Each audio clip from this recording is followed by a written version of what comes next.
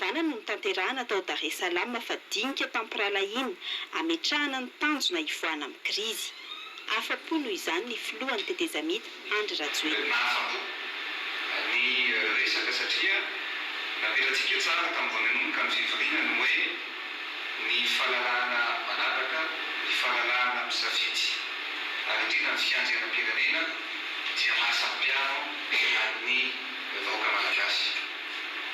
Resaka amin'ny ankapobeny dia hoe ao anatin'izay famaran'ny krizy izay ahoana ny fomba anaterahana ny fifidianana, ahoana ny fomba hirsonana akany amin'ny fifidianana, izay ny zavatra sy ny fampandrosoana ny firenena amin'ny ankapobeny. Ny arahany dinika ary no resahana izay mety fanapakevitra rehetra ho raisa sy mety ho raisina mikasika an'izany filatsarako fidiana izany.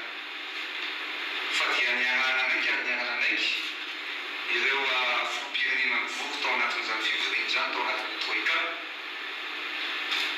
ny mazava-dehibe ny fiandrianam-pirenena malagasy. Tsy tokony hiemitra kosa ny fifidianana, ninona fanapakevitra raisina, hoy ny filoha Rajoelina nanohy. Tsy tokony hitovy amin'ny zava-mitranga ny Côte d'Ivoire na ny Mali, any Centrafrika sy any Congo ny eto Madagasikara hoy izy. Inona zavatra mety hitondra korontana dia tokony alaviro.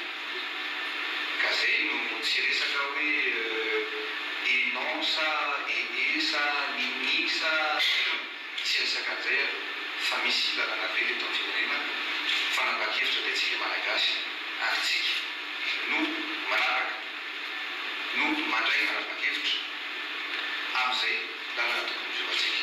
Ny fianakaviana resam-pirenena kosa ny zavatra misy dia izao ahoana ny fomba tsy isin'ny fifidianana contesté, ahoana ny tsy voana amin'ny zavatra voaresaka. Ny fanapakevitra dia miankina tanteraka amintsika malagasy, miankina tanteraka amin'ny tena.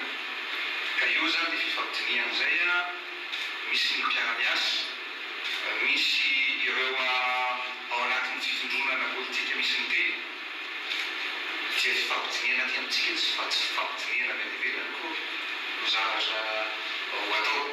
Zay zany ny ray mikasika ny fanapakevitra. Fanapakevitra izay ataoko fa tsy hoe ninona fanapakevitra, tsy maintsy mosony fifidianantsika ary tsy maintsy fidaitsika ny fifidianana. No mariany kosa fifananao antsoava an'ireo firenena vahiny maniry anohana ny fifidianana ho tanterahana eto Madagasikara ny fitondrana tetezamita. Misy ny namany ny antso, tao kosa ny tsy nanaiky, tsy hifanerena nefa hoy ny filoha Rajoelina, ny fifidianana tsy maintsy tanterahana. Ary farany nasiany mpanao gazety resaka ihany koa ny momba ny FMI. FMI tamin'ny 2008 nefa niala tao Madagasikara. Tamin'ny 2008 FMI nefa namboaretana ka tsy tsika nampamboaretana ny FMI fa le nampamboaretana azy no tokony antanina ny vahaolana hoentana. Fa tsika kosa dia manana vahaolana hoe misy sosikevitra hafa hita sy lalana hafa afaka apetraka hampandrosoana ny Madagasikara. Mbola mitohy noho izany ny fandiniana ny lalana tokony hizoran'ny Madagasikara na eo amin'ny sehatra politika izany na koa ny toe-karena.